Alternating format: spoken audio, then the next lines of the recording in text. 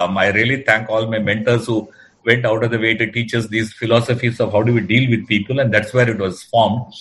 Then I was a part of the Unilever team, HUL team, building some of the largest factories for HUL in greenfield locations. Then I went into the supply chain, end-to-end supply chain integration area. Then worked in Indonesia, creating some of the. This is actually the picture here is of a 12 football field sized distribution center, one distribution center catering to almost 15,000 crores of turnover. And then I was in Unilever Europe running logistics. This is very briefly about me, but bulk of my career has been in Unilever before I joined ITC very recently. So that's my background, and this is where I have learned whatever I'm sharing with most of you. So from there, just to get into if you have to really take a step back and look at what people told us, almost at every stage, what people have done is to look at, take a less traveled path, whether it is in terms of personal decisions, the way they have led their teams, or the way they have led their organizations into something which is uncharted. We have heard various people explain, and each one of those places, people have taken some uncharted or road less traveled, and that's what has helped them to blaze the trail. It's not doing more of the same, but doing things a bit differently. So again, in this space of human potential and unlocking human potential, I guess there are common ways in which there's a typical path in which we deal with it. And when I say human potential, it includes a person who's driving your auto rickshaw, or a person who just comes to repair an AC in your house, or a plumber or electrician, everyone, and also in our organizations, in our professional life, in our personal life, everywhere. There's a particular way in which we deal, the common way in which we deal with people. And there is a different way in which a few people deal with people. And I think the difference again comes in that is my belief, and that's my learning. And that's what we will touch upon. I'll first, this is a book which many of you may have heard. This is a book which was written by a person called Daniel Pink. And this is a research, came out of his research in the area of organizational behavior and people behavior. And this is one of the most watched YouTube videos. That's why I just put it. And it's a very common thing, which is about, and he actually shared this in his book called Drive, which was basically about saying what drives human beings, what really helps them to perform, and what helps unlock value in people. So his, after a lot of things, his final proposition was to say, our common mindset is to look at everything as what is reward and what is punishment, or what is carrot and what is stick. You give a carrot and you get more of the behavior you want. You put a stick and you get less of a behavior you want. That's basically a carrot and stick approach, or a reward and punishment approach. And that's a common way in which we always look at people. And especially as we go lower down in an organization, the carrot and stick approach is even more pronounced.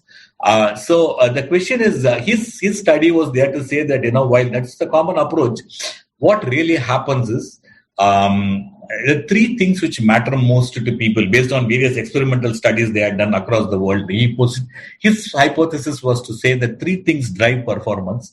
One is autonomy, which is the freedom to do what people want to do, and that autonomy empowers them. The second is the mastery, which is about how do you continuously push the boundary and how do you stretch yourself.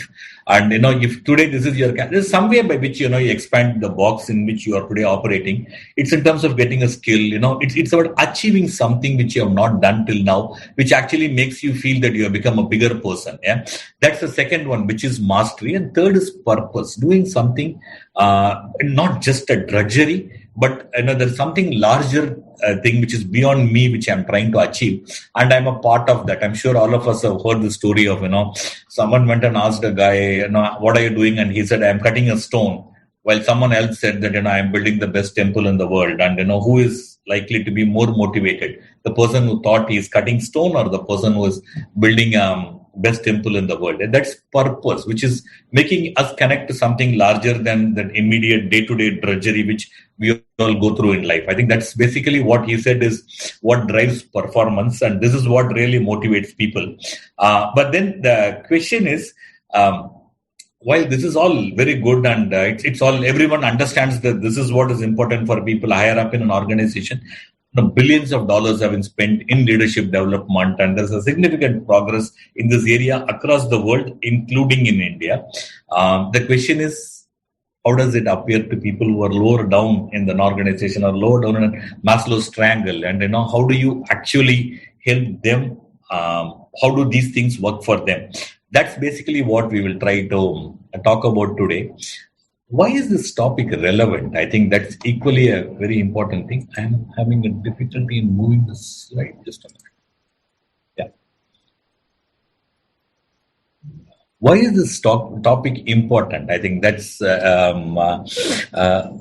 in my personal view, and I think most of us understand this. If bulk of our economy and if bulk of our people are actually working in these things, and those are the hands and legs which actually make the wheels of economy move, it is our fundamental responsibility to actually make them productive and unlock their talent and unlock their potential, because it is that which actually, one, creates the economic well-being which we all aspire for, a $5 trillion task or make in India, whatever it is.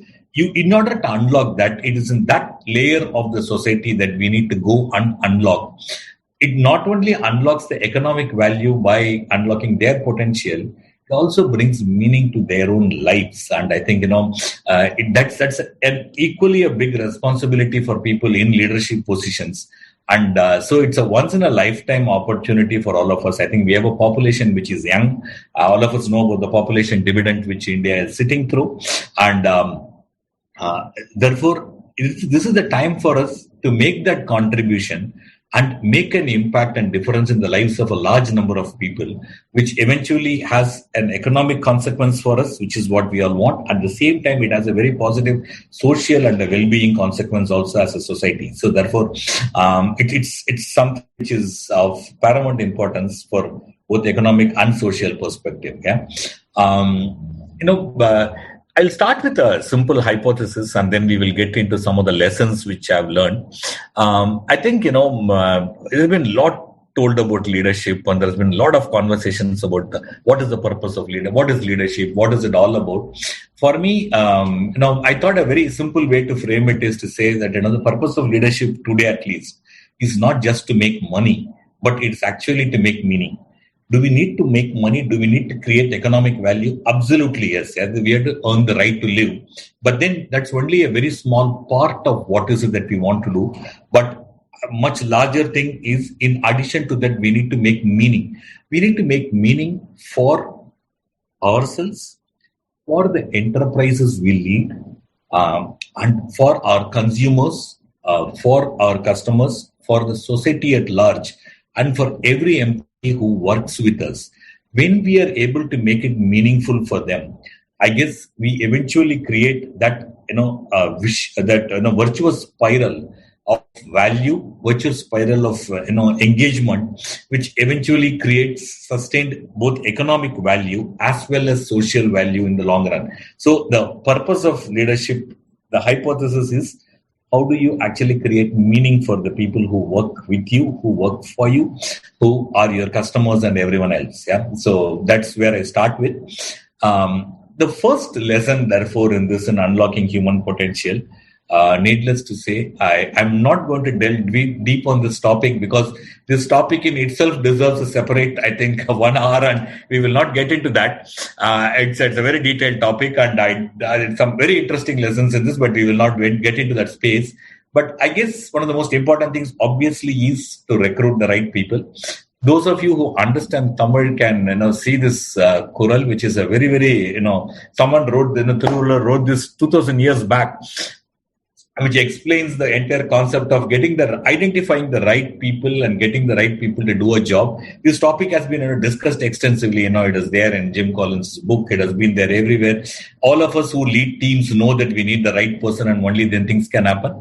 I guess, this is one of the important things, and many successful organizations have developed their own ways of doing this, which is vital. And I'm here assuming, first of all, that for some reason we have brought in the right people. Yeah. But then equally, I want to, one of the questions which one of my mentors asked me once is, Raghu, have you ever seen a guy who is 21 or 22 years old who joins a company and says, oh, good, I now got a job. Now from today, I am going to create trouble for this company. Let me go create a strike. Let me start a union. Let me make everyone's lives mess. Is there anyone who joins a company at the age of 21 or 22 with that in his mind? And if that's not what is the common phenomena, what is it that we have done to them that after 10 years or 20 years, that's what people land up becoming? People lose their motivation and they become unmotivated. Is it that the people have a problem, or is it that we as leaders have an issue? That's basically the question. And, even if you have the right person on the ground, we need to do a lot of other things in order to keep that person productive, in order to keep that person wanting to contribute more, learn and develop further and further. Yeah. So we'll look at some of the things which I have learned in the process. I think the first thing is about purpose. Yeah. I think any organization needs to have a purpose. And we need not just to have a purpose in our mind as leaders, but most importantly to communicate that purpose of the organization into the teams whom we lead, irrespective of what level they are in, and make them feel that they are a part of that mission. They are a part of that purpose which the organization is leading. I'm sure many of us have heard this famous story of, even a janitor in the NASA lab said, "What are you doing?" I'm helping land a person on moon. Yeah, so that's a very famous story of purpose. But equally, I would like to share some of our personal experiences. This I have personally experienced in ponds when I was running one of the factories. So I want to share a specific example of this to bring it alive. I know most of us who run good factories today have safety is a very, very important part of our operational rigor. And we say that one of the big purposes of the factory is not just to make money or be productive, but also to run a very safe operation, which is good for the employees. We do not want a single person coming to our factory get hurt. Yeah, it's literally a purpose of why the factory is there, and that we actually share that with people and we try to drive it. I actually want to share a personal example where many of us have seen, many of us may remember this incident. In the year 2004, there was a fire accident in Kumbakonam in one of the schools, and unfortunately many kids, every elementary school kids were charred to death. It was one of the most gory accidents, and it actually shook the entire country in terms of what happens and the safety standards in schools and how things happen. When we were running after that, the factory was having a typical safety committee meeting immediately after that, and many of the employees, we used to run a very, very strong safety program.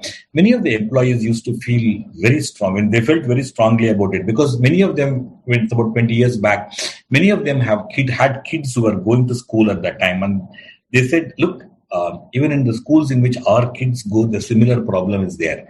And the school safety standards are bad, and we know these are the issues. We have seen cables flying around. We have seen exits blocked. The workmen then took a day off. The factory helped them. They formed small teams which went around to all the schools in that area, especially the schools where their own kids were going, voluntarily ran safety audits and presented their findings to the schools and said, look, these are the things you need to do in order to improve the safety in your place, so that the similar accident which happened there doesn't happen in this school as well. It is so well received. Yeah. But the point of enacting this story is, it's one thing to keep, beating down the point of safety and then saying it's a KPI, you have to achieve this KPI, and putting this thing and then starting putting punishment to people if they're not safe, issuing warning letters and all that. It's another thing to make them feel that this is important. It's not a KPI to be achieved, but it's a social mission in which I need to contribute.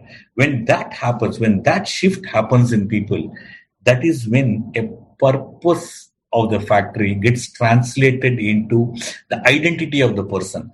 Once that becomes the identity of a person, then you never have to once more go and stand behind the person and supervise. He thinks safety, he integrates safety into whatever he or she does in the house, in the office, the way they travel to work, in whatever they do. They live and breathe safety. And I think this was a classic example in my personal life of, a purpose of an organization getting transmitted into way of living of people and how it provided meaning to them and how it changed their identity of driving safety. Yeah. So the first thing is to drive purpose in people. The next one I wanted to touch upon was the second powerful lesson is the power of self-worth. And this is a very famous saying by an architect which said, even a brick wants to be something. I think in each one of us is a very strong innate desire to lead meaningful lives, to lead. All of us want to feel worthy. Each one of us want to feel worthy. It's an innate drive. It doesn't matter who we are and what level of the society you are in. You respect a person, you get a different level of performance, and you treat him as one more tree in the forest, and you get a performance which is very, very different. Having that personal attention to each person and giving them that sense of self-worth, I guess, is one of the most important ways to unlock values in people. I would argue that this is something which many of us often overlook simply because there is so much of work pressure and there is so much of, there's so many deadlines to be met and everything. But realizing that everyone has this innate need in them and just tapping into that makes such a big difference. I would, there is a lot of research which has happened on this topic subsequently of late, especially in the last 10 years or so, where the concept of psychological safety has become extremely important. And, today is the mental health day, World Mental Health Day. And I think it's an apt topic. Psychological safety is fundamentally around I bringing myself to the job. I having the confidence that I don't have to be someone else. I can be me. I have my own blemishes. I'm not a perfect person, but I have something to contribute, and I am allowed to bring that myself into the job as a whole human being and contribute. How do I understand that person on the other side as a whole human being, his potential, his talents, and how do I help him unlock? Someone may be extremely good at something. Someone else may be extremely good at something else. There's nothing else that person, and it may be a very, very few things, but there's always something where they can be unlocked, and there's always something where we can engage them and make them get that sense of self-worth. And when they find that self-worth from a leader, when that sense of self-worth is met by a leader, I think they start warming up to that person. They start forming up. If that work environment provides that sense of self-worth, they warm up to that environment and they start contributing. Many examples. Someone is extreme. I'm just giving some examples arbitrarily. Yeah? Someone is good only at gardening, and there is no other skill he has. He's a very unskilled person. His only other skill is gardening. Maybe he has done some field work or whatever it is. Can we, in his discretionary time, use him to do some work in garden and make him feel that there is something which he has contributed to. I still remember in my factory, we used to have a person whose biggest, only other passion and skill was to make a rangoli. And, every time there was an opportunity in the factory, we will make him do a rangoli. The person starts getting that sense of attachment to that factory. I'll actually show one of the pictures subsequently. It's these things, everyone has some potential. How do we look at that? How do you unlock that? How do you create that sense of belonging, which then helps them to become more and more attached to that place and contribute more and more to the team? And because the environment is one where there's a lot of psychological safety and their self-worth is realized in that place. I think that's one of the most important things. I want to share a small personal example. It is not just for, making a rangoli or, making a garden, but this is what goes on to create huge business economic value. Many of you have seen this product. It's a very famous, Pond's talcum powder. And most of it is available. It was always available only in large packs, which is 150 grams, 100 grams, and 400 grams was the standard pack sizes in which these products were available. It's about a 15-year-old story. The first time we wanted to come up with low unit packs. India as a country is very, very deep in low unit packs, and it's where shampoo sachets are very famous. The 50 paisa, 1 rupee, the lower end packs is where almost every company has leveraged to penetrate, because people want to use good products, but they can't afford large put down prices, and people prefer smaller sachets because of that. But then producing a large product is a completely different ball game as compared to producing 20 grams of talcum powder. And sachet machines are simple to make and they are very easy to implement, but making a line to run low unit packs of talcum powder, which is a powder to be filled, is extremely complex, and to get the economics right was very, very different. We had to create lines which ran at 2.5 times the speed of the bigger bottles, and which used less than half the people as the bigger bottles. That's the only way to make economic value. Otherwise, it was not just going to be viable to launch this pack.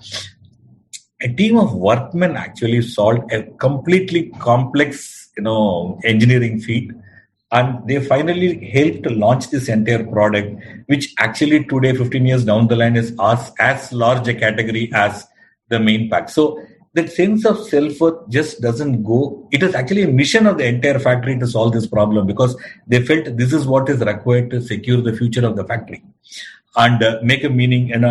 So it is not just about making people feel good, but to create completely new categories in itself in business, which then go on to create huge economic value.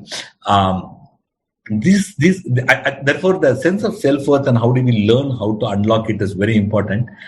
One company which actually has mastered this art globally at scale, you're talking about thousands and thousands of people, and still, being really, really working at a completely different level, actually, is Toyota. I now invite Mr. Prakash, who is a part of the panel, to actually share some of his stories of how a company like Toyota actually looks at this space and the structure they follow to unlock this. Prakash? Thank you, Mr. Raghuram, and good evening to all of you. So I think Mr. Raghuraman has touched upon, various aspects which I was able to visualize from a bird's view, that what all things are happening in my company. I think what he has put it very rightly. And when I try to summarize that, I think it comes out from my experience of this. And before that, I think the topic which was chosen is very, very interesting also, unlocking human potential from a non-HR manager. Now, in my company, there is a department called as HR department, but as an HR manager, we generally believe that everybody is an HR manager in our company. The reason is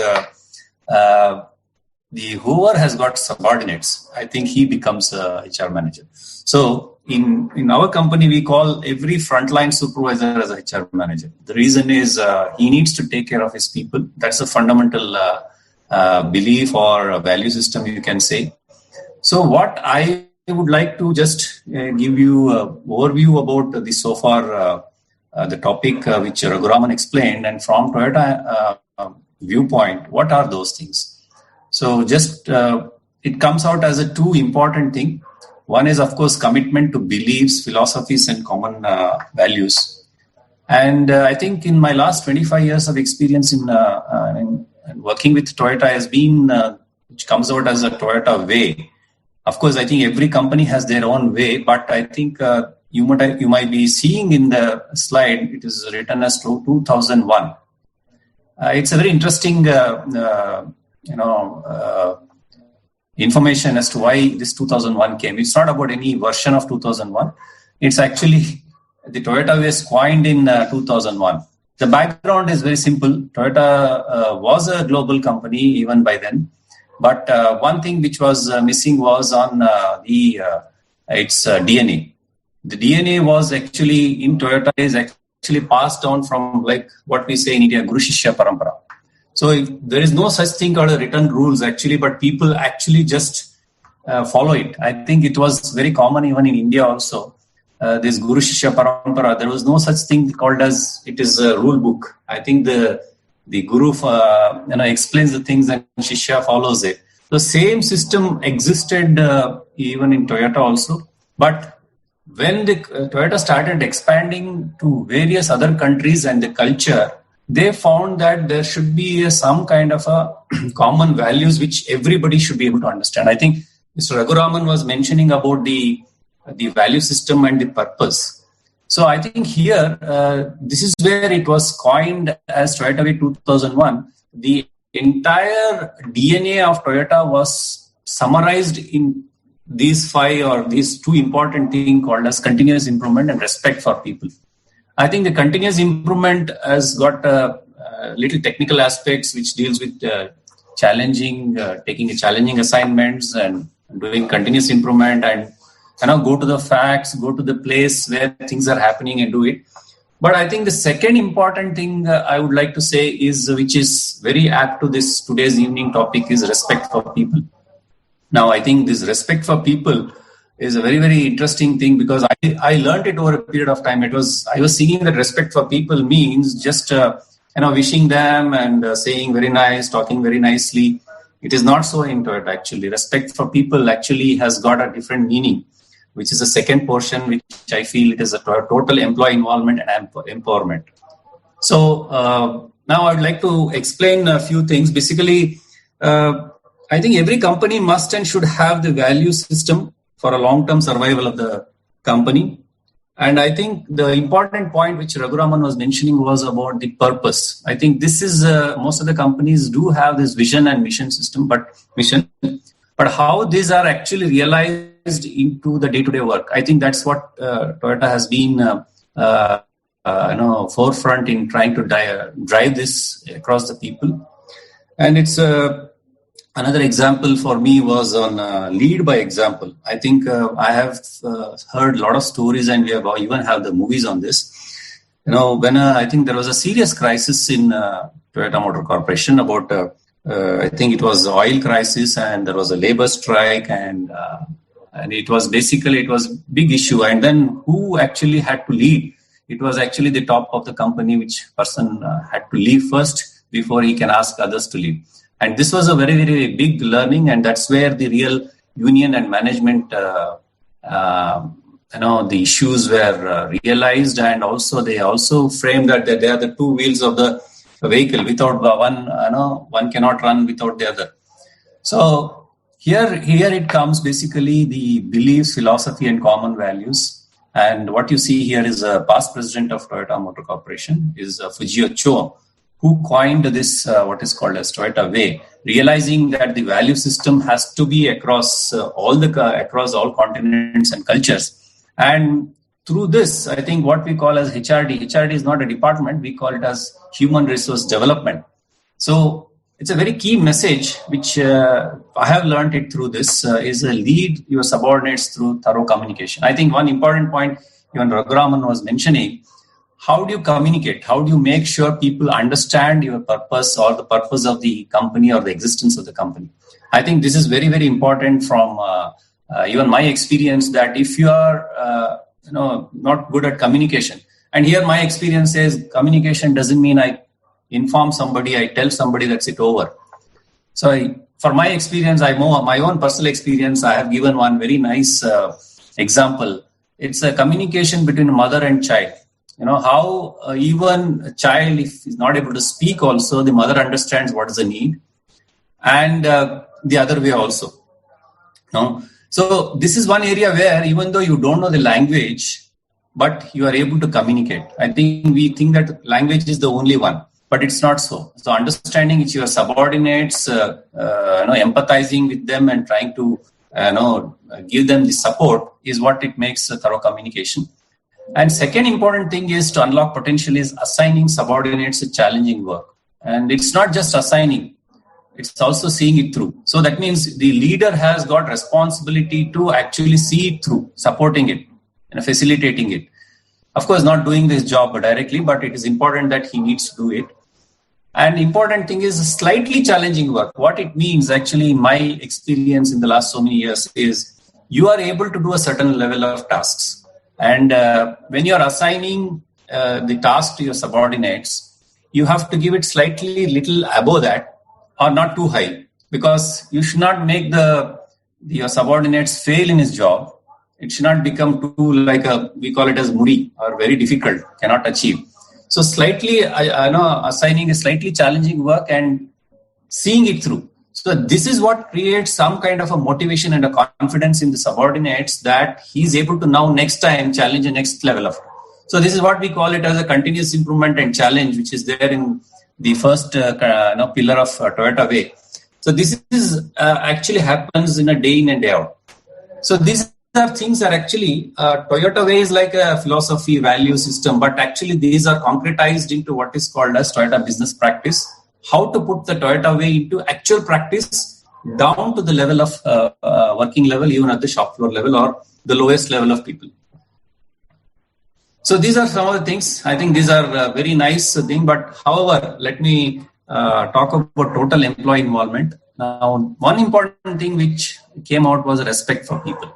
Now, I just said respect for people doesn't mean just wishing him and taking care of him, but it's actually respecting human ability to think and contribute. I think here one point Mr. Raguraman mentioned that self-worth. Self-worth comes out from giving respect to the people for their thoughts and for their ideas and how they can contribute. This is where I feel their self-worth actually enhances. And some of the examples of which are followed, probably these are all followed in almost all industries, but it's all called as a cross-functional quality circle. It's not just the quality circles what we have, but how do we actually bring in other functions into one circle and try to achieve some, the one which are impossible to achieve. Similarly, in Jishuken, we call this as, it's actually a Jishuken, nothing but is a self-learning. This QCC and Jishuken are nothing but basically self-directed teams. I think this was also one of the important points which Raguraman mentioned. So here my experience says that when you are in the same environment and trying to do the activity, probably your ability to identify the, the potential which exists for improvement is less. So it's better that you see from a different angle, another's viewpoint. That means it's always true that, so for example, if somebody else walks into Toyota and tries to see things, his viewpoint, his questioning, the suggestions will be far different and better than the people who are working in Toyota.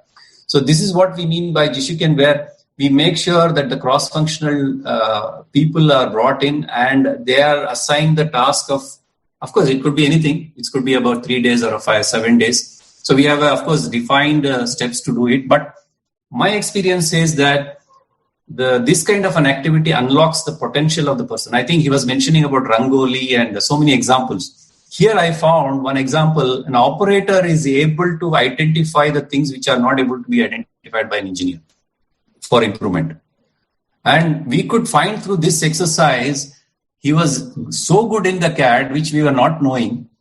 And through this activity, he was able to draw, design, fabricate everything by himself, which was not even we could not realize. So what we realized is if you are facilitating this kind of an environment, probably unlocking the human potential is going to be immense and it is going to be unlimited also. Next, can you go to the next slide? Yeah, these are some of the few examples where our own people at the lowest level have designed, developed the various kind of low-cost automation. They were able to actually demonstrate in the international exhibitions held in Japan. And I think this is what I mean by there is something called as monetary motivation and a non-monetary motivation. So what we have realized, my experience is monetary motivation will take you to a certain level. And beyond that, I think it's a self-worth, what Raguraman has put it. It's very true. Now, how do you make the person more valuable because of his power to think and contribute? I think these are very important. So we create what is, of course, I think every industries are trying to create this, Kaizens, competitions and QCC and all. But the important thing is how much emphasis the top management is willing to give for that. In our case, we have what is called as a dedicated time taken out from the production time, about 1 hour per week. It's most of the companies, they try to do it off the production time. But this is the commitment. This is the commitment from the top management that you mean what you say. So this is one thing. Similarly, of course, we say that we have the best talents, and how do you make them come out of the best talents? That is, various programs are conducted. It's like the Kaizen also, it's a scrap buster champions, we call it as environment where people are given the free hand to look at all the scraps in the generated in the company and try to see what value they can create from it. I think these are some of the things from my experience which really emphasizes or really strengthens my thinking that the human potential is unlimited, provided there is a good facilitation and empowerment given by the top management to the people. And finally, these are some of the beliefs which I showed, but my beliefs are also personal beliefs are people are good, there are no conflicts in reality, and there are no complex systems in reality. I think with these three fundamental beliefs of my own and which is in parallel to the Toyota way, I would like to now hand it over back to Raghuram. Yeah. Pradesh, really appreciate the inputs. I think it's brilliant. I think Japan is one country which has kind of lived this principle of unlocking human potentials. And for a country of its size, I think it has made a phenomenal progress because of the way it has made everyone a productive part of their economy. And I think Toyota is one company which kind of, bottles it up into an amazing global phenomena. So great to hear your stories. I think they have achieved it with scale. And I think the challenge for India as a country is how do we bring the spirit into our people and how do we make the entire population a contributing economic force? I think that's a challenge in front of us as a country. From there, I next wanted to move into the next lesson. So the first one was about purpose. The second one was about self-worth and how do you unlock it. I think the third one, which we have learned is of the policies. At the end of the day, we are dealing with a set of people that all of us put policies and rules and just regulations in place in order to how do we guide and how do we control people, and that's basically what we do. But my personal experience is you can have any policies, anything, but I guess there's nothing better than human conscience, and I think that has to be the best policy. You can have any situation behind you, but finally, if what we are doing is not consistent with what we think is right, or if it is not consistent with what we would want to be done to us if we are in the same situation, then that policy is not going to stand. And so I feel that, human conscience is the best policy. And, I would like to illustrate this with a small framework, and then we will get into some nice examples which I've seen in my life.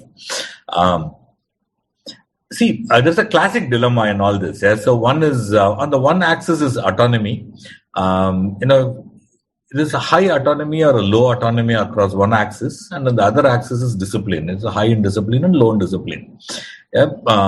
I think this is the challenge which we face even with kids when we start bring them up. Too much autonomy, if great, but the kids tend to become indisciplined.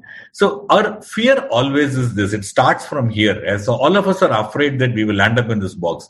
Too much freedom and too little discipline. I think we start with the challenge that, this is where we are going to land up. Because we are afraid of landing up here, we then land up going here. What do? We then start adding rules, discipline, this, that, and everything, and start putting constricts our own people.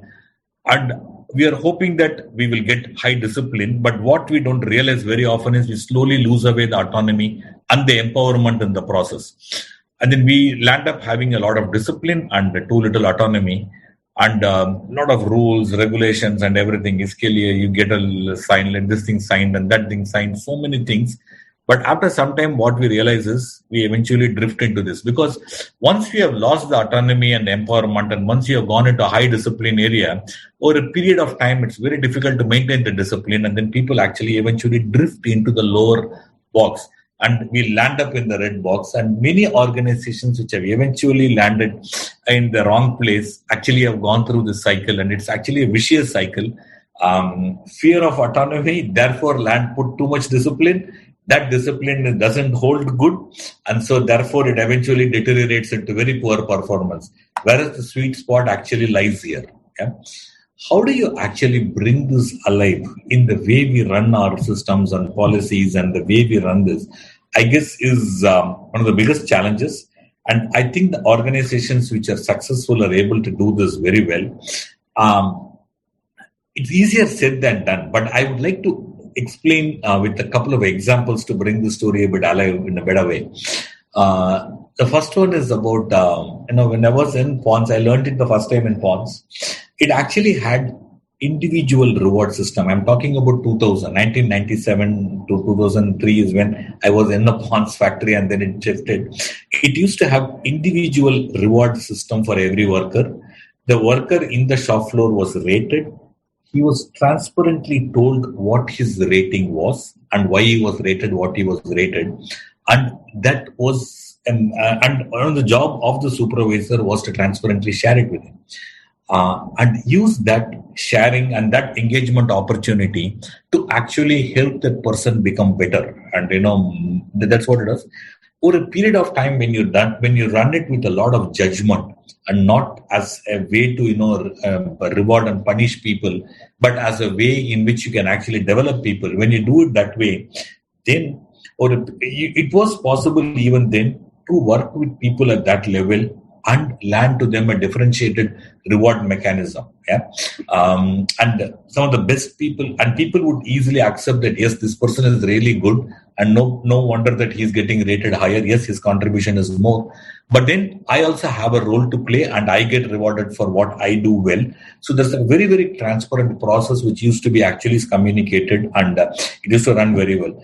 I would like to actually take it, while this was a typical process of reward management for people, I'd actually like to take it into a very different experience, which is an exception handling. There's a very unfortunate incident in 2002 when I was in a factory in Pondicherry. A worker died on the road, and it was 5 o'clock in the evening going home. A guy just back from office. The factory used to be just off the highway. In the highway, rash driving by the opposite bus which came in the opposite direction, banged into him. He tried to avoid a cyclist who came from the side and banged into this guy, and unfortunately he died on the spot. It was 5:15 in the evening and the guy was dead.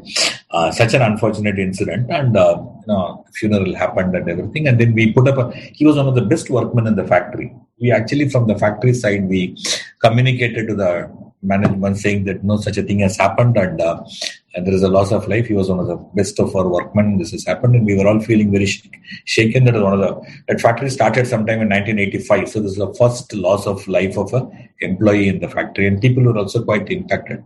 So we actually gave this message. The first question which was asked was, and then we said, while the agreement was there and there was a particular amount of money which was supposed to be paid, we said that, that money is not enough and we should do something different for this family and whatever it was.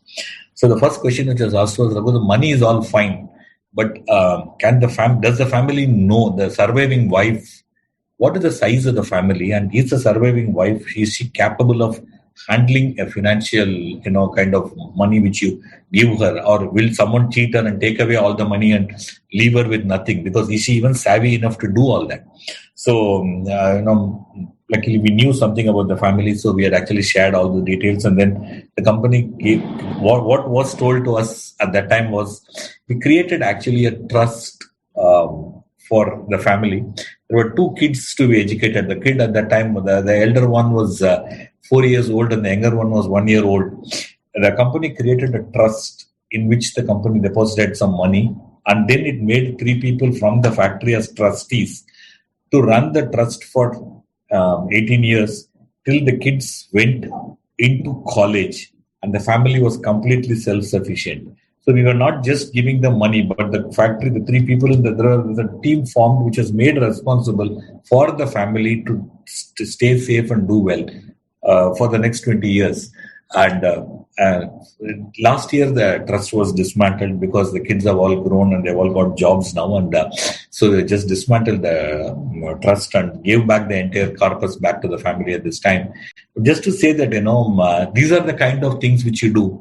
When we do something like this, we are very worried that, we are breaking the rules and doing something different. And what happens if people start exploiting this and everyone wants something like this and it just walks us into a trap? I think that is where the point of judgment, engagement, and running it with a consistent policy comes into place. It's possible to communicate to people that, we need to do these things. It's a lot of responsibility. We could show to people that when we say something, it is with authenticity and with genuineness that we are trying to do. And no one after that try to misuse something like this. First of all, no one wants to die. And even when situations were very different, a diametrically opposite situation happened. Someone else in the factory, it's a very, very unfortunate case where that person was extremely, unproductive. He was a troublemaker, and eventually that person got into alcohol and then he died. No one even said that we had to go and help them, because they said it is a self-inflicted thing, and we've tried so much to get the person back on track. He refused to come back on track. It's fine, we can't help that family and the situation, because this is not what is good for us. It is possible to bring judgment not just from the management side, but it is also possible to lead people in a way that they can self-manage themselves, take the right decisions, which is good for them in the long run. Yeah? That is the power of communication. That's the power of leading them with purpose, so that they feel that here are a set of people who are doing things which is good for us, and it is our responsibility to behave in a mature way and not do something which is detrimental for us in the long run. I think that is the power of running a place with a lot of human conscience. This is the first example I would like to share. So there is something around. The first thing I said was differentiated reward, and second was a very different way of handling exceptions and very different results. Another amazing example which I had personally seen in my life was it created a policy of giving educational scholarship to people. So we used to get school kids, employees' children who used to go to school. Somewhere in their 8th standard, we used to spot bright talent and various things. People used to do very well in school, and we used to bring them into the factory, and we used to start giving them some awards and some small, very, very small token scholarship. It is that kind of, it's a small thing, but it made such a big impact for them that, each one of them and their family started feeling that we used to bring the family of the parent who is actually doing well, family of the kid who's doing very well, the entire family on day to the factory and run a small award function. It slowly created such a fantastic virtuous cycle that today it's a factory of 250 employees. And today in that factory, it's an amazing experience to see 12 of the kids have become doctors. And actually, the first one to become a doctor was actually a woman. And out of the 250 workmen's kids, 12 kids are doctors and 55 kids are engineers. Yeah? I think, we all keep talking about how do we create social value and how do we create, improve the society. The purpose of a factory is not to make money for itself or to make money for the company, but also to make an impact on the lives of the people who are around them, and whether it is a society or whether it is the employees. And these do not take too much money. It just needs that imagination, and it just needs that level of engagement to make it happen. And this is what is possible. This is what creates human value and eventually creates sustainable growth in the society. And when we are able to do all this, the level of productivity which the factory brings in, and the level of engagement which the people bring in to continuously learn and continuously solve problems and keep a place relevant in the long run, I think it's fantastic, and that's what actually unlocks value in people. And this is another great example of HR policies driving differentiation. While all this is great, these are all positive sides to everything, but we are not always gifted in landing with always good situations. Very often we, as practicing managers or practicing leaders, get into situations where things are not as good. It's quite possible that a place which was run very well got into something which is bad, and for various reasons, external influence, a patch of bad leadership, something else happens. Things do go bad. It's not that they don't go bad. Yeah? Very often we walk into situations where we take over a role where the place is not, has a history which is not to our liking, and what do we want to do? What do we do in such a situation? And how do we then create this virtuous cycle? And how do you cut the vicious cycle? I think is an equally important lesson. If you take any population, and a very typical thing is a normal curve. There are some people who are always A-listers, who are on the right extreme. They are the greens, who are always very good performers. They always do well. And there are some whom you would find in the bottom and who are very difficult to deal with, and who are the real troublemakers and whatever it is. And there's a huge middle, which is basically the 60%. 20 here, 60 in the middle, and then there's another 20 here. That's why I call it a 20-60-20 rule. And one of the philosophies here is, very often what happens to us is we all spend disproportionate time in managing this. And in the process, we walk more and more and into traps, and we dig deeper and deeper holes. Whereas one of the things which we have learned the hard way is, you first start, when you have the A-listers, the first thing is you start reinforcing them with some kind of rituals, various things, whether it's a small recognition, whether it's a small reward, communicating what they're doing well, various things with which you actually reinforce them and make the people start realizing that this is the behavior which is good, which is wanted, which is good for them. And the people in the middle eventually, in any bad place, if you go and see, the people in the middle are actually swaying towards this side. And in any great team or in any great place, you would actually find that the people in the middle are actually swaying towards this time. I think, when you actually lead the place, reinforcing these people, you slowly get into a place where you are able to actually take the masses and move them towards the top instead of moving them towards the bottom. At the same time, we also need to deal with the people in the bottom. There's no doubt about that. Our aim is to contain their influence so that they don't spread here. They don't become the examples where the good people, the people in the middle want to go here. How do you prevent this influence from happening? And how do you make them go this side? And various things. It involves sometimes very harsh decisions, including sacking people. I've gone so many times to court, got people out of the way, and doing that in a way that the people here do not feel threatened, but people here feel that yes, this is being done in order to make this place better, and this is the right thing to do in this situation. How do you communicate? How do you make this happen? I have found this 20-60-20 a very, very powerful lesson, and have found this work in various situations, whatever we have gone into. Recently, you might have heard a video of Simon Sinek, actually, who talks about in any place, it is here, and if you can actually sway them into this side, that's basically where you can actually create a large pool of people who are actually working towards your purpose and your vision, and creating value for yourself, the organization, the employees, and the stakeholders. And I think this was a very important lesson for us to learn as we ran the organization. How do we do all this? And another very practical example was, we all, it's not about some fancy policies. It's not about some fancy events, fancy, amount of money to be spent on all these things. I think, like what Prakash was saying, self-worth is in that every quality circle meeting. It happens 24/7 in every interaction, in everything. When you bring that sense of self-worth and that sense of recognition into people in a responsible way, it actually starts unlocking value. And, you're not looking at big things, but small actions, which actually cumulatively make a huge difference in the long run. I still remember one of the best supervisors of the factory was actually retiring, and at that time we had actually asked him to summarize his lessons of the last so many years of his life, and then say what makes us a successful supervisor to run a place. So this is the lessons this was the summary which that guy gave after 40 years of being a supervisor in a factory. He said, first one is engage with people genuinely. So never try to manipulate them. When you're trying to differentiate, when you're trying to run a differentiated reward system, when you're actually trying to do anything with people, do it genuinely and with authenticity. Genuinely care for them and deal with them with authenticity. Simple examples.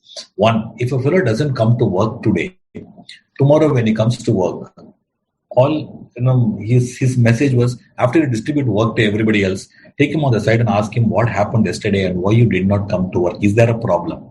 Not to say you are not coming to work, I'm going to punish you, but to say, is there a problem? Are you having an issue? Do you want any help? If someone doesn't come to work for 2 days in a row, calling home and finding out, is he okay?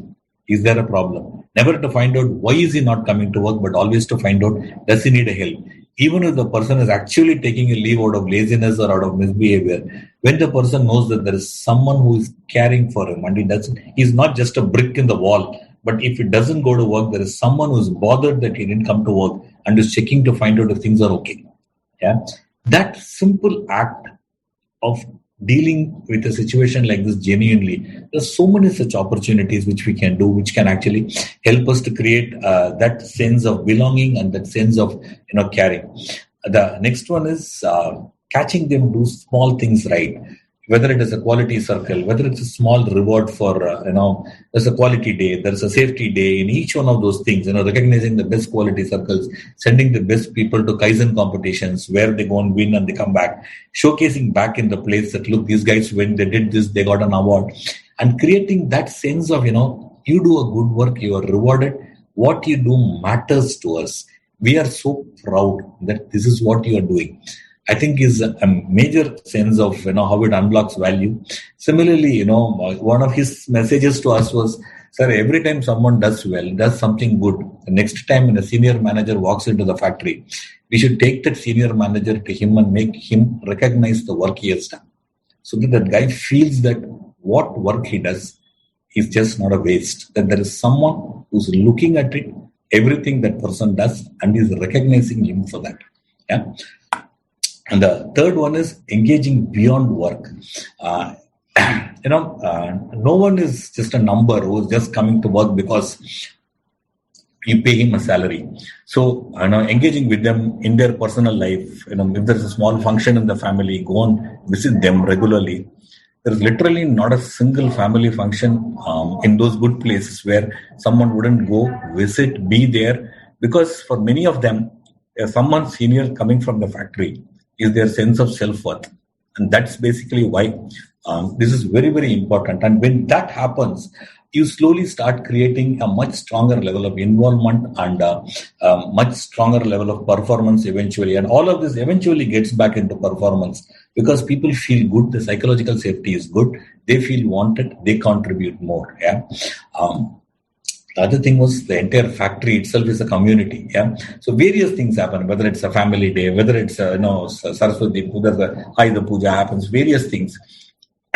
Each one of them, are they just a tick in the box, which we are actually doing? Are each one of these done with our heart and with authenticity and genuineness? I guess this creates that virtuous cycle of employee engagement, which in turn creates performance, which in turn creates social value and economic value for the factory. I think, this is what I wanted to learn. Small actions taken daily, consistently, with a purpose which is anchoring it, creates huge economic value eventually in the long run. And, these are all the pictures of some of these factories where people do these things too. Everything, all the decorations, everything is done by the workmen. It is a practice in many places, which actually helps them get engagement, and when done well, eventually creates huge value for everyone socially and economically. With this, I would actually like to pass on and call Mr. Pandit to actually share his insights, because Mr. Pandit has led a lot of teams in very different circumstances. While I spoke so much about a factory kind of an environment, equally challenging environment is a sales system where people are distributed. They are working in a very, very large geography with very, very little supervision. And how do you unlock value when you are dealing with people in that kind of an environment? It would be great to listen to Mr. Pandit share his insights in this space. Over to Mr. Pandit. Thank you very much, Raghu. It is always a great pleasure to speak at the MMA events, MMA forum. And I would like to thank Mr. Balraman, Group Captain Vijay Kumar, and Raghu for having me on this panel. What I would like to be talking about is how do you unlock the potential of a different group of people. And these are the salespeople, what one would call sales force or field force. And I'm going to share my experience, my views based on long experience in managing field force in bonds and later on in the telecommunications mobile industry. But most of my thoughts about how to unlock potential in this group of people is from my experience in bonds and highly relevant to the FMCG industry. But I think some of these insights may be relevant to other industries as well. Now, what are the unique characteristics and challenges that the field force faces in their day-to-day work? And Raghu alluded to some of them in the introduction. First and foremost, they are located in places which are far away from either the regional offices or the head office, definitely. They do not get in touch or contact with the head office people or the regional office people on a day-to-day basis. In those days, they would meet the supervisor or the sales managers 2 to 3 days in a month, and definitely visit the regional office maybe once a quarter, and somebody senior in the head office much less frequently. Of course, the technology today may have changed the scenario. It may be possible through today's technology to keep in touch with people more often and more frequently. But in those days, this was one of the big challenges. Secondly, they work in very difficult conditions, whether it is the hot summers, cold winters, rainy seasons. They have to be on the move. They have to be out in the field. They have to travel by train overnight. They have to travel by buses, and many of them travel by vans. Highly difficult travel conditions. They have to be away from their families. Many of them were away from their families for 15 to 18 days in a month. And transportation was not easy that they could come back and visit their families at any regular intervals. And finally, and equally importantly, they used to face rejection every day. What I mean by that is that the salesperson called on about 25 to 30 retail shops in a day, and in about 15 shops or more, they would say, please go back, I have nothing to offer you. So this constant rejection on a daily basis was something that the salesperson had to face. So these were unique challenges, and this made a salesperson's life, a salesperson's work, extremely difficult. How do you motivate? How do you unlock potential in a group of people like this? And I must tell you that Bonds, we had one of the highly motivated, engaged, productive sales team. And in fact, a large part of our success in the marketplace was due to the efforts of our sales force. And that's the reason every one of the people joining Bonds in marketing spent the initial several months and sometimes several years in the field working with the sales team. So how did we really motivate this group? First, there were 4 points actually, and the first of this was compassion and care. And as Raghu mentioned, one of the pillars of this was that we treated them like human beings. We treated them like people. We understood the difficult challenges that they went through. It was not just one individual, from the chairman and managing director to the last person in the organization recognized the challenges and the difficulties that the salesperson went through and were compassionate, were caring in dealing with them. So whenever a salesperson had any personal difficulties, family problems, we gave importance and credence to it. And I can give you examples like Raghu mentioned of an accident of a salesperson.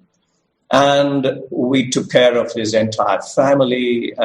In the interest of time, I don't go into too much of detail, except that we ensured that the family was well looked after and children were taken care of, his spouse was taken care of. And this was not just one case. There were several cases in different magnitudes. We had no HR. The sales managers were the HR managers. That was one of the key messages we drove down to every single ASM, RSM, or even the national sales manager, that you people look after you. You sales managers look after your sales teams. How well you look after your sales team, how well you motivate, determines how successful you are. The second aspect of managing this team was focus on performance. While we were extremely compassionate and caring, we also placed a great deal of emphasis on performance. There was regular monitoring of sales results on a daily basis, sales results for each of the markets that the salespeople visited, monthly sales comparison against budgets. So the whole sales team was focused on delivering their goals. And in my view, this motivated them enormously. Achieving sales targets, achieving sales results gave them a big high.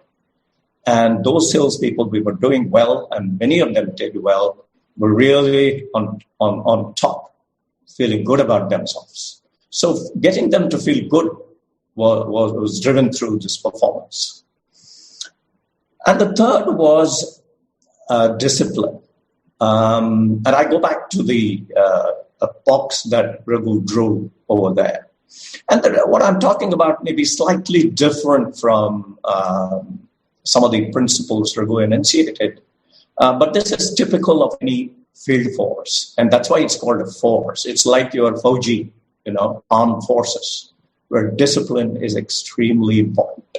So we had a daily route plan, and the salesperson had to adhere to the daily route plan. We had a travel plan, monthly journey plan, and the salesperson had to adhere to the monthly travel plan. There was not much freedom given to the salesperson to deviate from it. While drawing up the plan every 3 months or every quarter, we consulted the salesperson. We took that person's inputs into account, whether you need to spend 5 days in this market or 3 days in this market. Once that's drawn up, they had to adhere to that without any deviation. Another key aspect of this third point is focus on integrity and values.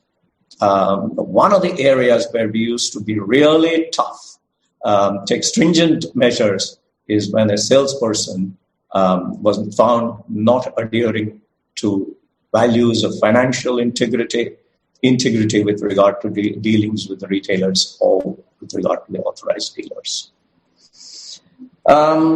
The fourth aspect of how we motivated and unlocked potential of this group was in recognition and reward.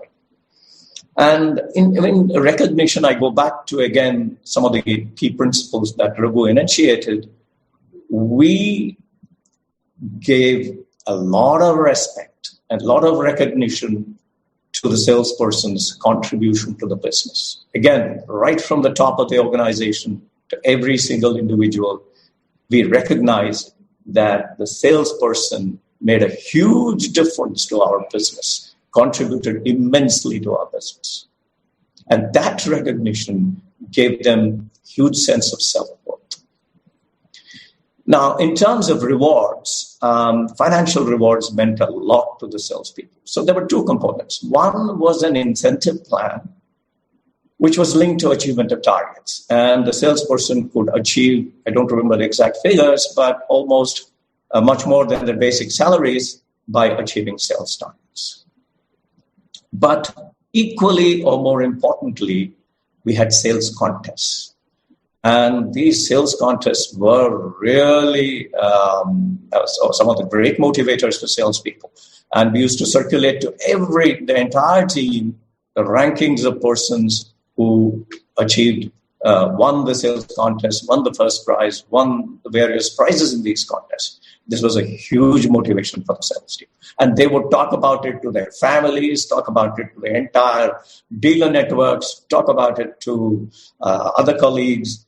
And this again, added to their self-worth, added to the feeling that they were a very, very important part of the organization. So overall, if I may summarize, there were four key aspects, maybe five. One, compassion and care for their salesperson. Two, focus on performance. Three, discipline and focus on values. Four, recognition of the individual self-worth, and linked to that, a reward system. Now, this may be different from Daniel Pink's model of autonomy, mastery, and purpose, of course, is common. Even here, the sales team had a strong purpose. May be different, but I think these were the driving forces. And I suspect even today, in any industry which has a remote sales teams, these would be some of the key driving forces. So with that, I will end my thoughts, and back to you, Raghu. Thank you. Really appreciate Mr. Pandit, and these are great insights. I think, same principles, but kind of deployed in a very different day-to-day task, which is sales versus manufacturing. I would now like to invite Mr. Shankar to share his insights, because the challenges of his industry are extremely different. You're talking about an IT industry where you're employing 2 lakh to 3 lakh people. So it's a very different challenge of scale, and how do we deal with these and those situations. But at the same time, I think Shankar has a very deep experience of dealing with a variety of industries and one of the most respected HR leaders. So some insights from Shankar, both in terms of HR principles as we speak about this topic, as well as specific experiences around how do we do this at a scale which is so massive. Well, thanks, Raghu. Thanks, Prakash and Pandit. I think you guys did a fabulous job covering a lot of things. See, HR is always the bad boy, when in every company, whenever there is a problem, they say, it is an HR policy, it is an HR system. And now it's good to hear people saying that, it's not about HR, it is what we are going to do. We are the ones who run the show. So that's life, because I think HR is one function which is interwoven across everything. Yeah. And it's always, because every decision that you take is people's decision, and therefore HR always comes into the picture.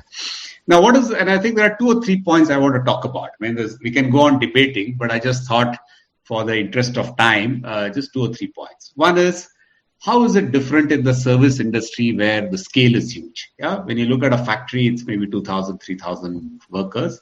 When you look at a service industry, it's about 2.5 lakh employees. If you look at Infosys, if you look at a TCS, it's 4.5 lakh employees. So that's huge scale. Number one. Number two, about 30% or 40% of the people are not in your premises. They work in different premises. They're working on the client side. They're working on some projects, so they're somewhere else. And you don't see them. They don't even come and access your emails because they're on a client network, because they're working as if they're working for a client. So how do you access them also is a bit of a thing, because they're all sitting somewhere. They may be in Dallas, they may be somewhere else, working with clients. Yeah, so that's the other challenge. And number two, so those are the things. And number three, I think in the IT industry, one big change, while we have heard, is what one calls change in technology, because you're working for a project or a client, that will change, and what sometimes you need to learn something new to do something new. So therefore, it is not that you can continue to do the same job. You got to, the half-life of a job is roughly about 3-4 years. After that, you'll have to do something very different. So that's broadly the 3 key things in the IT industry. So therefore, I think while there is a very big role that individual managers have to play, but there is also equally a role of the culture that the company creates, because that is what will enable the individual managers, like what Raghu mentioned or Pandit mentioned, to do the kind of things that they did in their factories. You need that kind of a culture, because now you've got hundreds of people all across. You don't even know who it is. They're sitting somewhere doing something. So you've got to really create a great set of managers, but you also have to create a great set of culture that will ensure that you have those leaders who take that responsibility. Now, let me give you one small example. And how do you do that? It's not easy. I think it'll have to be various things. Firstly, it has to start with the top, the values of the company. So every company has to talk about their values, and those values should talk about some of the key core things that are important to people. The second is what we call as the value proposition to an employee. Now, if you look at the mind of a young engineer who's come from an engineering college, who's worked 2-3 years, what is their thing? I think they are, are they looking at long term in the company? May not be. Are they looking? So they are all saying, okay, 2 years, 3 years, can I do an MBA? 2-3 years, if I'm getting an on-site posting, look for it. If not, so those are their horizon is about 4 years, 5 years. And they'll keep seeing what are some of the things that are there.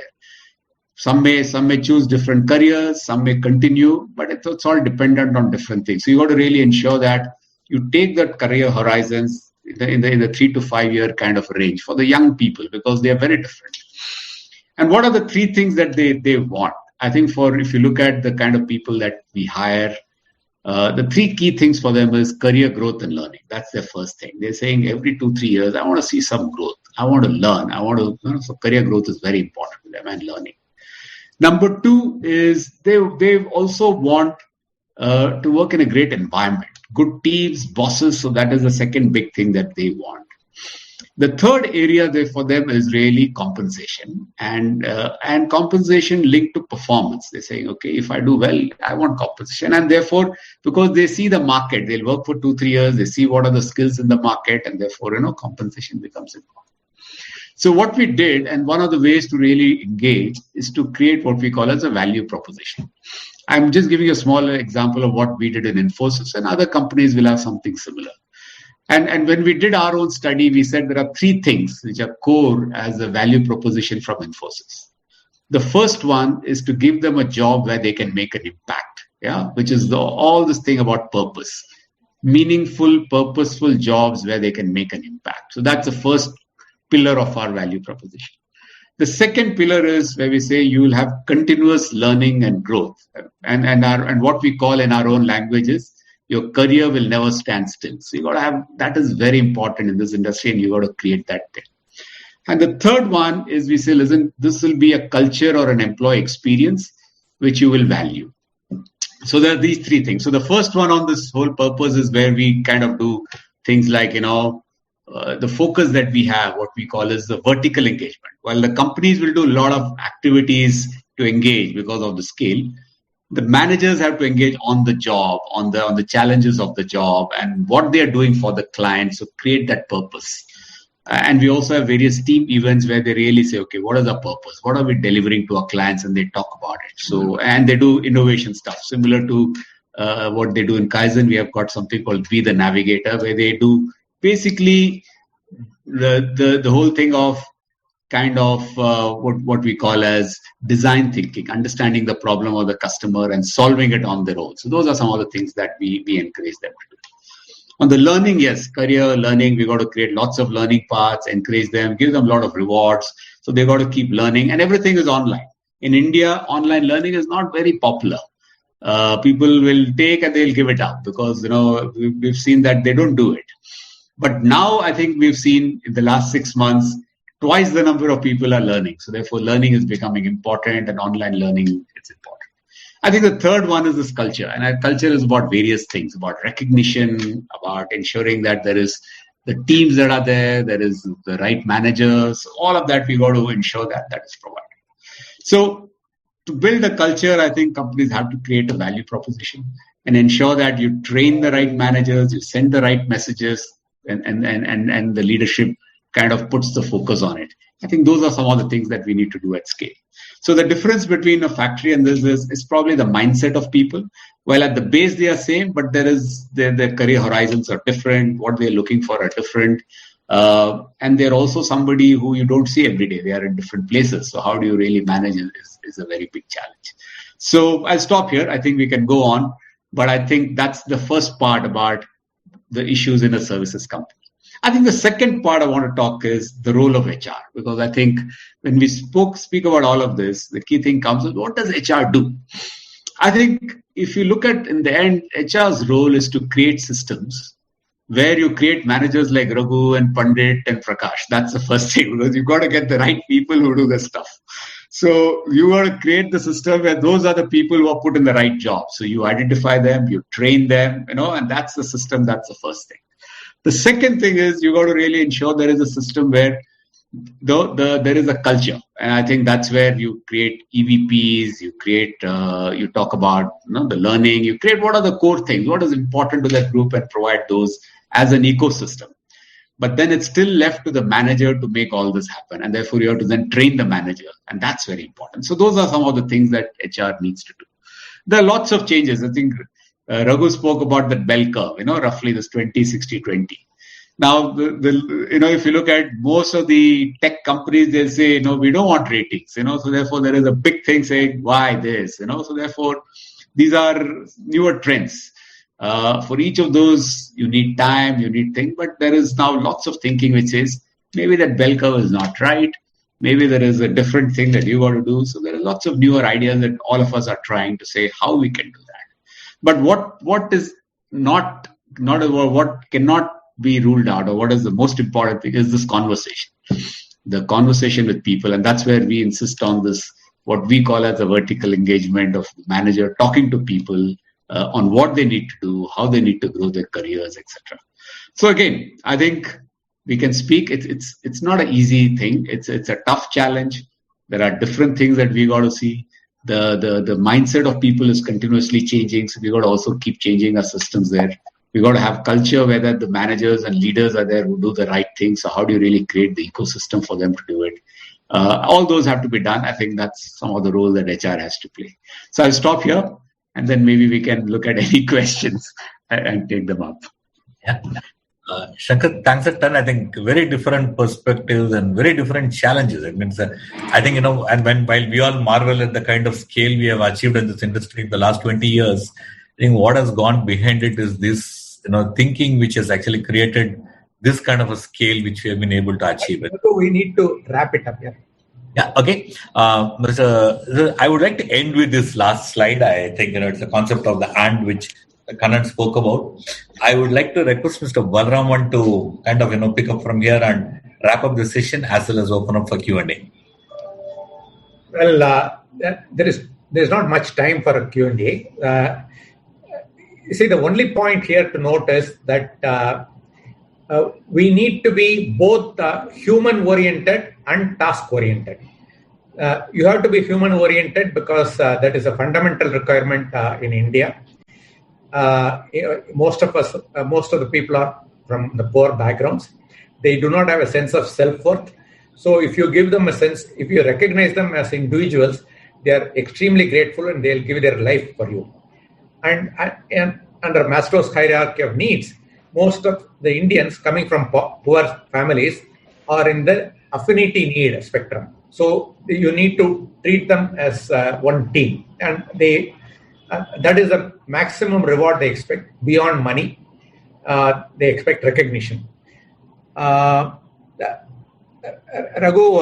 do you have any final words to close? Because today is the CSK and match with RCB. So people, we are losing people in the audience. No, nothing specific, sir. I think we had I think there's a topic which is of a lot of importance for all of us, and continuously exploring this, I think, is an important imperative for each one of us as leaders and managers as we lead our teams on a daily basis. I think that's what I would like to end with. Thanks a lot for the opportunity, and thanks for everyone for staying online. Group captain. Yes. Thank you. You can take one question and then. Yes. Yeah, we'll take one question which has come from the YouTube and that has been asked by Mr. Ravi Purushothaman from President Danfoss. President Danfoss, also president of MMA, and he's traveling, so he's watching on YouTube. He says, should we not focus more on emotional intelligence instead of domain knowledge, as generally B2B is more domain? Who is that addressed to? Who would like to take it? Chris, okay, let me try and take it. I think that's the right thing. See, I think, both are important. So emotional intelligence is needed because you got to manage. As a manager, as leaders, emotional intelligence is very important. So I think that I think is key to develop.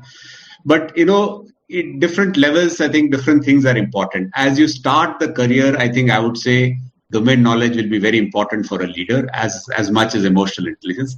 As they grow up the ladder, then more emotional intelligence and less domain knowledge. So I think it slowly become, and if you become like a CEO, it's much more emotional intelligence than domain knowledge because you've got to just work with teams.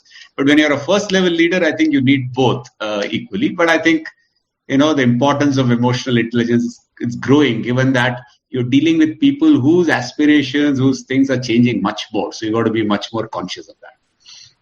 Thank you.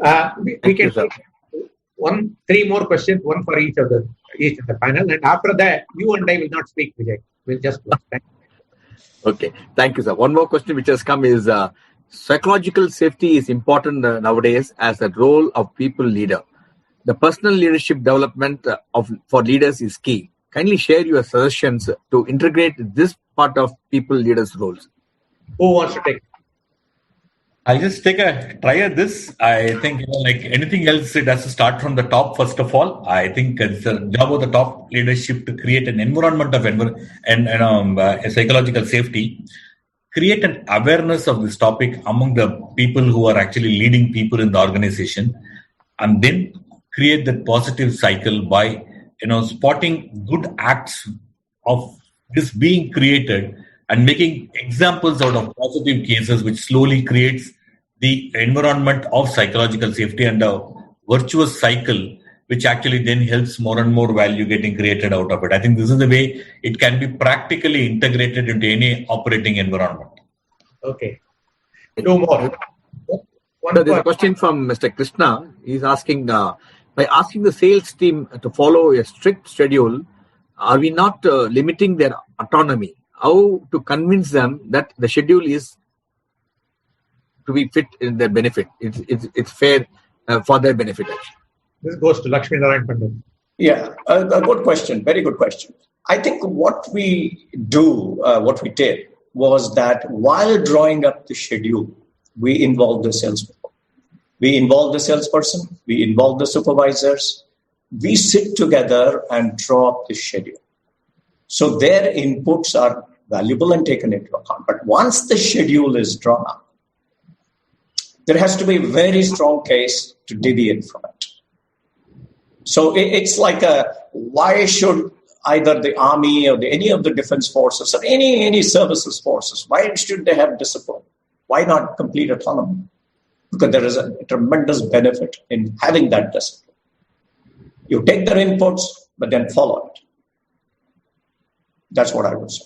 Thank you. One last question. This question has come from USA, from Mr. Bala.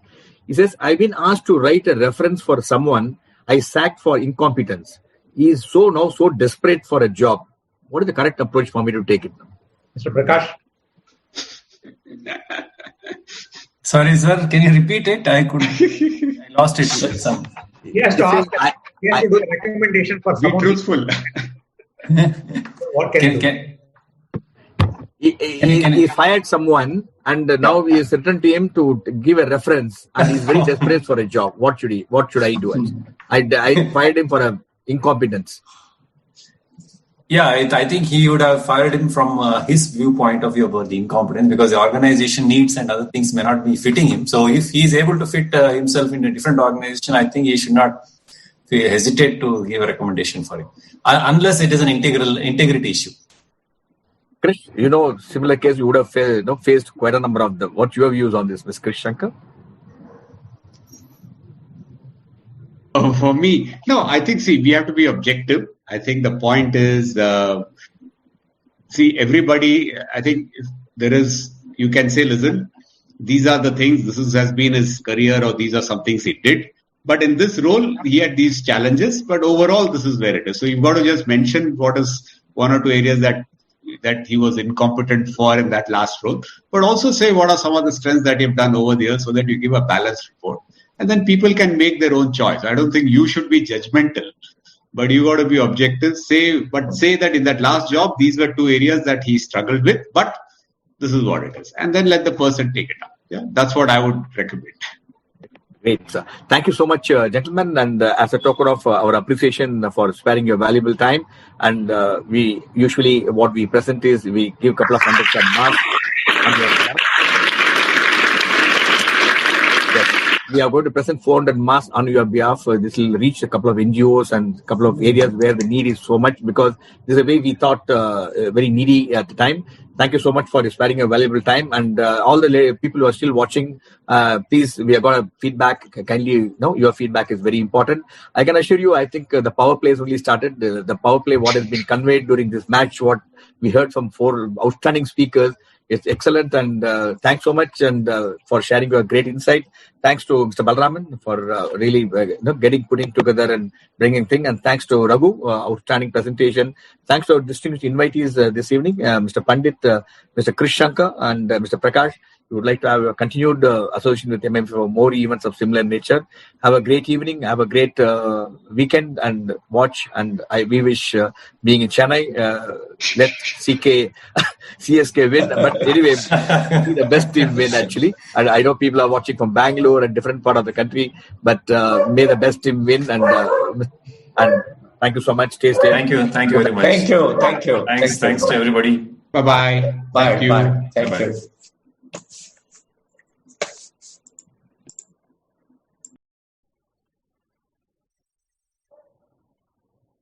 Shankar, feedback is still going, no? So yeah, feedback is still going on, sir. Leave it. Don't let it go. Whoever want to give the feedback, let it go. Don't for the Yes. gentlemen. Those who want to give a feedback, please finish your input. We'll wait. There's no hurry. Thank you.